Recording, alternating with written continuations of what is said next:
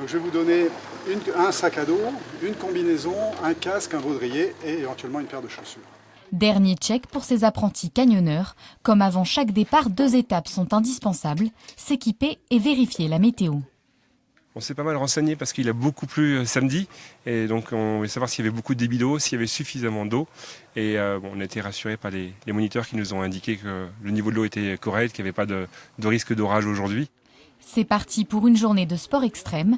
Comme chaque été en Corse, près de 50 000 personnes s'adonnent au canyoning. La pratique n'est pas sans risque et requiert des règles strictes.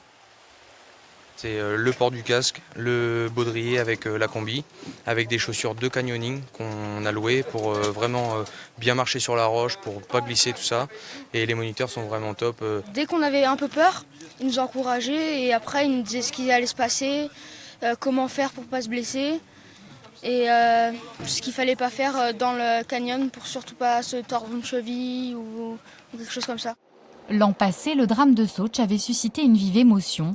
En août 2018, 5 personnes ont perdu la vie, emportées par une crue soudaine provoquée par un orage. Depuis, la réglementation s'est durcie. Le 9 juillet dernier, un arrêté préfectoral a été publié, interdisant les groupes de plus de 12 personnes et toute sortie en cas d'alerte orange. Objectif, se prémunir au maximum contre les risques. Personne n'est à l'abri d'un accident, mais il y a quand même relativement peu de chances de se trouver dans cette configuration.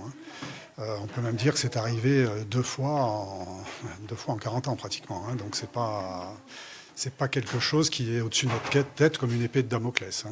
D'ici la fin de l'été, les aiguilles de Bavella devraient être équipées d'un réseau de communication radio directement relié avec les pompiers de Corse du Sud. D'autres dispositifs sont à l'étude pour éviter tout nouvel accident à l'avenir.